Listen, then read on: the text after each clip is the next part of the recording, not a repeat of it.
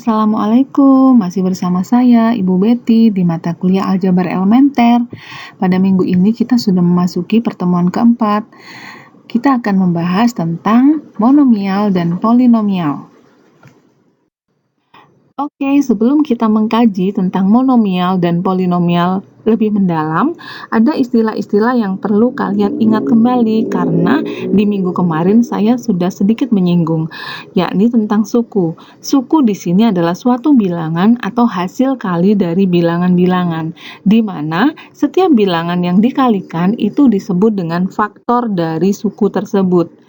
Ya, contoh misalnya, min 5xy ini adalah sebuah ekspresi matematika yang terdiri dari 3 faktor, yaitu min 5, x, dan y. Ya, di mana xy itu disebut dengan koefisien huruf dan min 5 itu adalah koefisien numerik. Jadi, sebuah ekspresi matematika itu bisa terdiri dari satu atau lebih suku. Artinya apa? Bahwa ekspresi matematika itu bisa berbentuk monomial atau polinomial. Dikatakan monomial berarti di sini adalah suatu ekspresi matematika dengan satu suku. Sedangkan polinomial berarti suatu ekspresi matematika dengan dua atau lebih suku. Apabila polinomial itu terdiri dari dua suku, ya dibentuk dari dua suku, maka disebut dengan binomial. Kemudian apabila polinomial itu terbentuk dari 3 suku, maka disebut dengan trinomial. Ini adalah contohnya.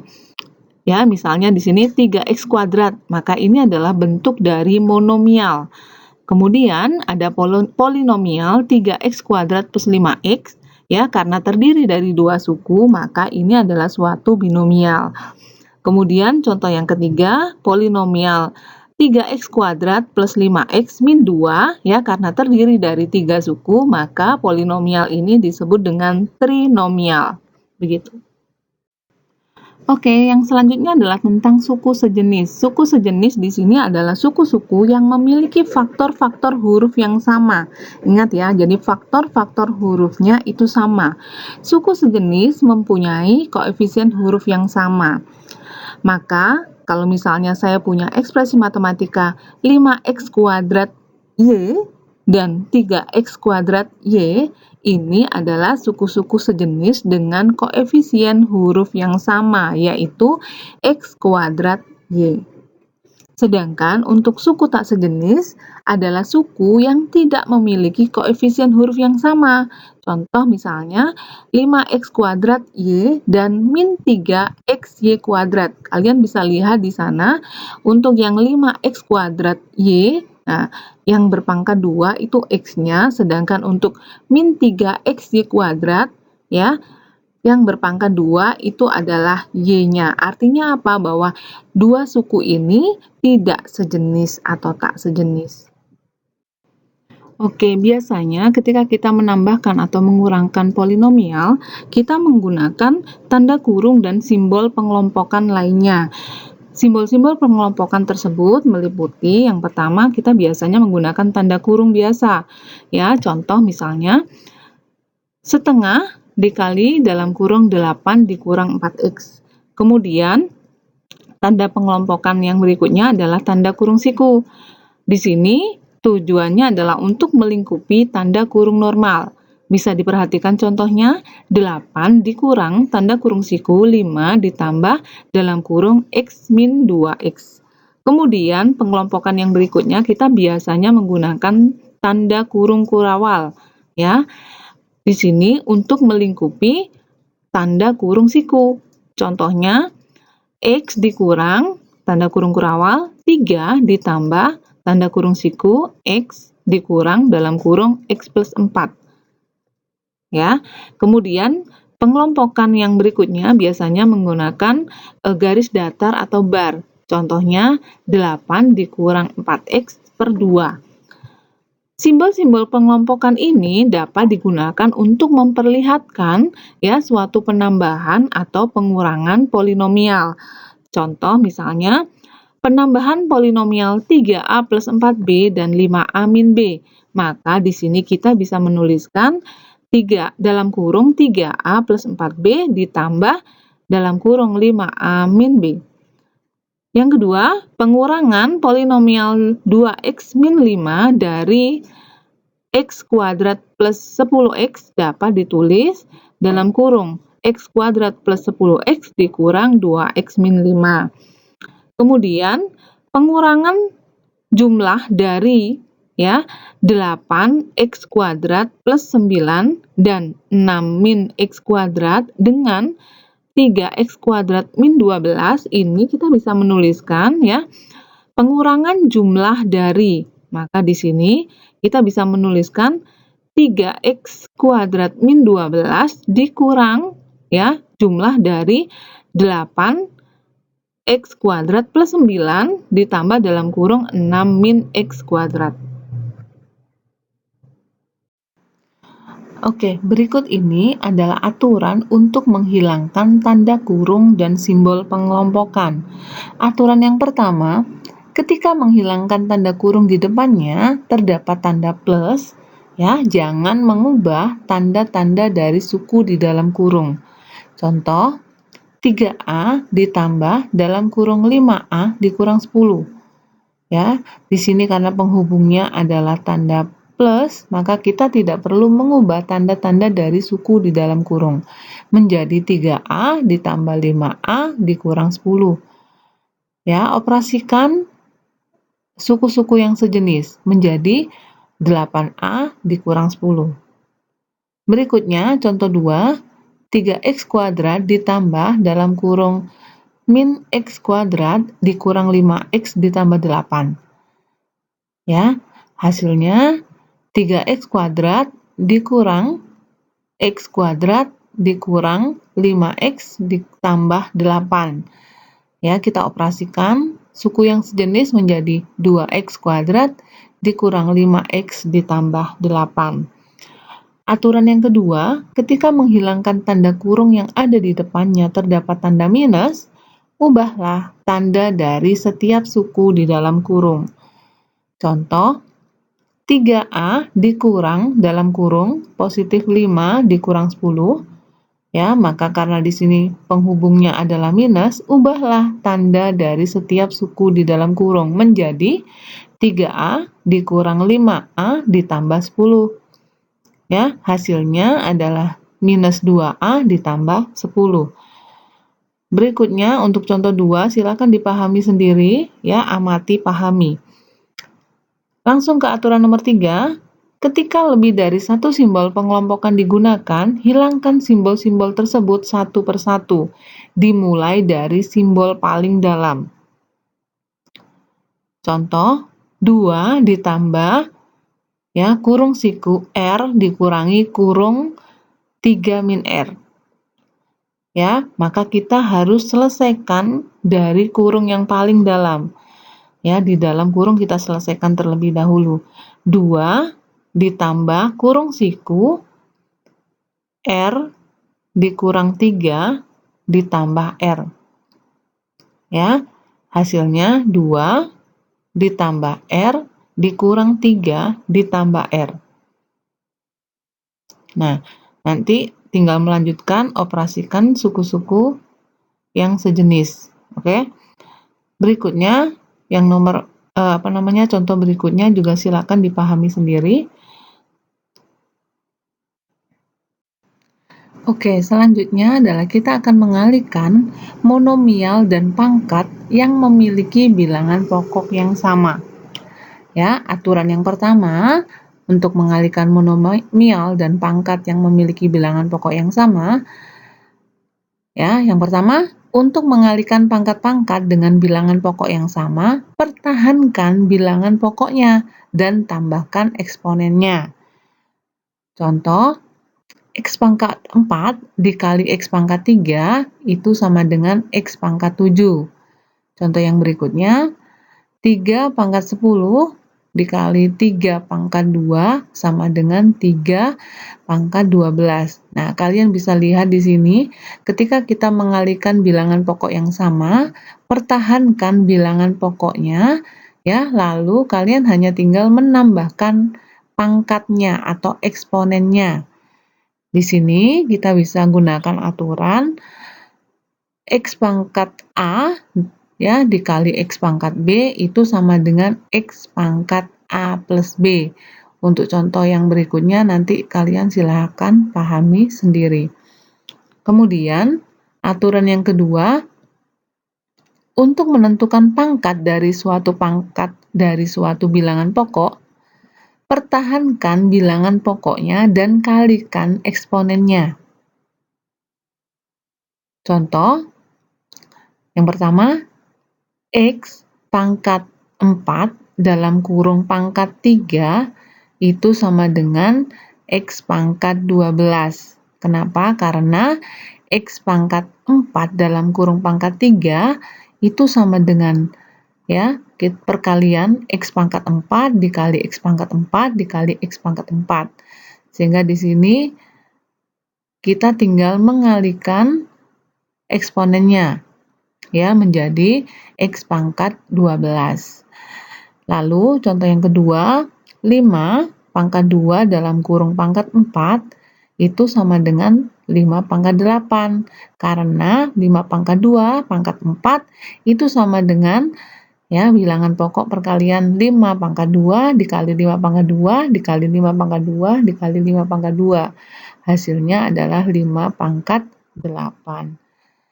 Jadi, untuk menentukan pangkat dari suatu bilangan pokok, ya, di sini kita gunakan aturan X pangkat A dalam kurung pangkat B itu sama dengan X pangkat A kali B. Aturan yang ketiga, mengubah susunan faktor-faktor tidak akan mengubah hasil kalinya. Hukum dasar ini biasanya kita kenal dengan hukum komutatif perkalian. Contoh, 2 kali 3 kali 5 itu sama dengan 2 kali 5 kali 3 sama dengan 5 kali 2 kali 3 sama dengan 30. Contoh yang kedua, 3x dikali 4x kuadrat itu sama dengan 3 dikali 4 dikali x kuadrat, ya, hasilnya adalah 12x pangkat 3. Oke, lanjut. Di sini kita akan mengalihkan polinomial dengan monomial. Ya, aturannya untuk mengalihkan suatu polinomial dengan suatu monomial, kalikan setiap suku dari polinomial dengan monomial. Hukum dasar ini dikenal sebagai hukum distributif. Contoh 1, 4 dikali dalam kurung A ditambah B ditambah C itu sama dengan 4A ditambah 4B ditambah 4C. Ya, contoh kedua, Y kuadrat ditambah 8Y dikurang 7 maksudnya. Ya, di sini kita kalikan dengan 3Y, maka kita akan mengalihkan setiap suku dari polinomial dengan monomial. Maka hasilnya 3Y, ya, kalikan dengan Y kuadrat menjadi 3Y kuadrat, ya, kemudian 3Y dikalikan 8Y menjadi 24Y kuadrat, lalu 3Y dikalikan minus 7 menjadi min 21Y. Nah, seperti itu. Selanjutnya adalah mengalihkan polinomial. Kita langsung aplikasi ke contohnya saja.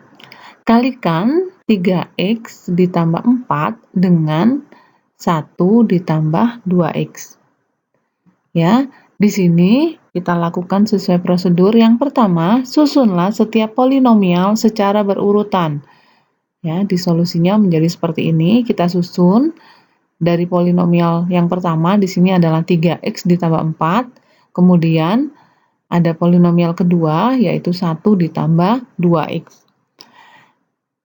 Prosedur yang kedua, kita akan mengalihkan setiap suku dari satu polinomial dengan setiap suku dari polinomial lainnya. Ya, kita kalikan dulu 2x dengan polinomial 3x plus 4. Hasilnya adalah 6x kuadrat ditambah 8. Lalu kalikan 1 dikali dengan polinomial 3x plus 4. Hasilnya di sini adalah 3X ditambah 4. Jadi ingat, penyusunannya harus sesuai urutan ya, urutannya. Kemudian prosedur ketiga, tambahkan suku-suku sejenis. Jadi kita tambahkan suku-suku sejenisnya ya, menjadi hasilnya adalah 6X kuadrat ditambah 11X ditambah 4.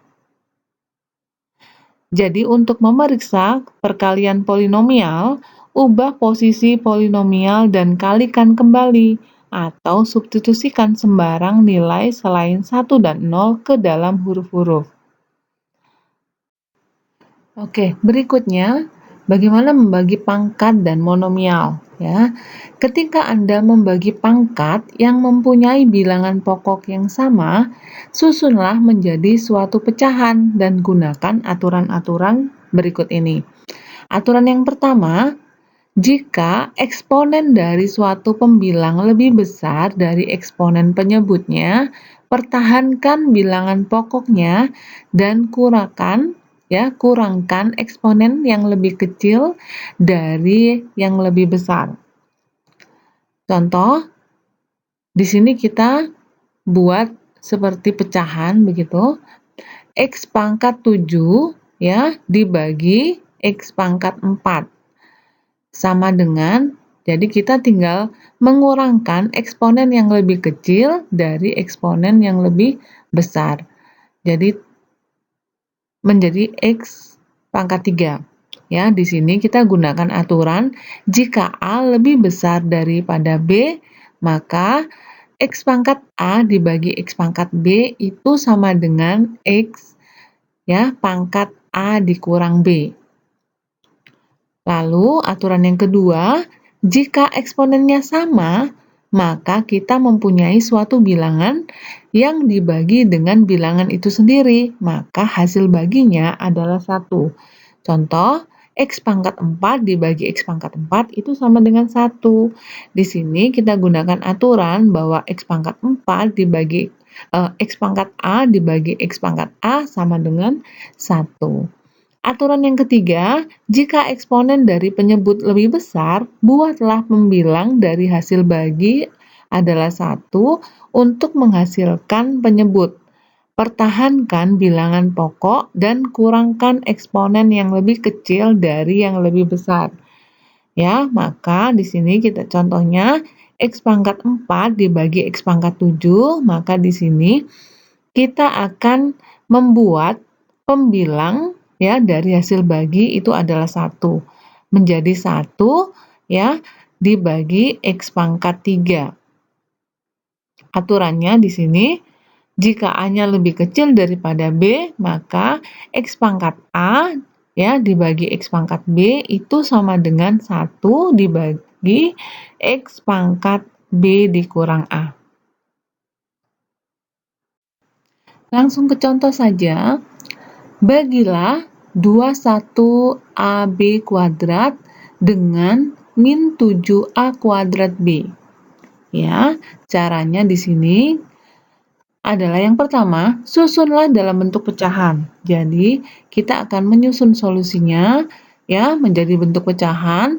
21AB kuadrat itu adalah yang dibagi ya dan min 7A kuadrat B itu adalah sebagai pembaginya. Langkah kedua, bagilah koefisien numeriknya. Di sini kita punya koefisien numerik 21 ya dibagi minus 7. Hasilnya adalah minus 3. Lalu, bagilah koefisien hurufnya. Ya, kita punya koefisien hurufnya adalah AB kuadrat dibagi A kuadrat B. Ya, A dibagi A kuadrat hasilnya adalah 1/A dan B kuadrat dibagi B hasilnya adalah B. Maka di sini hasil bagi koefisiennya adalah B per A. Langkah berikutnya adalah kalikan hasilnya. Tadi kita sudah punya hasil untuk koefisien numeriknya adalah minus 3 dan untuk koefisien hurufnya adalah B per A. Maka di sini kita tinggal mengalihkan hasilnya adalah min 3B per A. Ya, ini adalah sebagai hasil baginya. Oke, yang berikutnya ini adalah sebuah kondisi di mana kita akan membagi polinomial dengan monomial. Jadi, untuk membagi polinomial dengan monomial, bagilah setiap suku dari polinomial dengan monomial. Contoh, 10x ditambah 15, ya, ini adalah sebuah polinomial dibagi 5 atau per 5. Maka di sini kita akan membagi setiap sukunya menjadi 10x dibagi 5 ditambah 15 dibagi 5. Ya, hasilnya adalah 2x ditambah 3. Demikian pula ax plus bx ya dibagi x atau per x sama dengan ax per x ditambah bx per x. Hasilnya adalah a plus b. Kemudian, untuk memeriksa pembagian, kalikan hasil baginya dengan pembagi. Hasilnya harus sama dengan yang dibagi. Maka, untuk memeriksa apakah 10x plus 5 dibagi 5 itu sama dengan 2x plus 3, maka kalikan 2x plus 3 dengan 5 untuk menghasilkan 10x plus 15. Kalian bisa coba. Yang selanjutnya di sini kita akan membagi polinomial dengan polinomial juga. Ya. Langsung ke contoh, bagilah x kuadrat dikurang 5x ditambah 5 dengan x dikurang 2. Ya. Di sini kita akan melewati prosedur dengan solusi bertahap. Yang pertama, bentuklah seperti pembagian panjang di mana polinomial disusun secara menurun dengan menyisakan ruang kosong untuk suku yang tidak ada. Jadi kita susun seperti pembagian biasanya ya, pembagian panjang. Ya, menjadi di sini x kuadrat dikurang 5x ditambah 5 ya, dibagi oleh x dikurang 2. Lalu bagilah suku pertama dari pembagi dengan suku pertama dari yang dibagi untuk mendapatkan suku pertama hasil bagi. Ya, jadi di sini kita akan bagi suku pertama dari pembagi yaitu x kuadrat, kita bagi dengan suku pertama dari yang pembaginya. Ya, jadi di sini x kuadrat dibagi x, hasilnya adalah x. Ya, jadi suku pertama hasil bagi adalah x. Lalu, langkah yang berikutnya, kalikan suku pertama dari hasil bagi dengan setiap suku dari pembagi. Kita kalikan, ya, suku pertama dari hasil bagi x itu dikalikan dengan pembagi, dikali dengan x dikurang 2. Hasilnya adalah x kuadrat, ya, dikurang 2x. Langkah keempat, kurangkan suku sejenis dan turunkan satu atau lebih suku seperlunya. Ya, jadi kita mengurangkan x kuadrat kurang x kuadrat ya. Hasilnya kemudian 5x dikurang 2x adalah min 3x. Lalu sisanya kita turunkan ditambah 6. Nah, ulangi ya tahap 2 sampai 4 menggunakan sisanya sebagai sebagai yang dibagi yang baru. Jadi sebagai sebuah polinomial baru. Maka di sini kita akan mengulangi langkahnya ya, membagi, mengalikan, mengurangkan dan dibawa ke bawah. Jadi di sini kita punya polinomial baru hasil bagi dari proses di atas yaitu min 3x plus 6.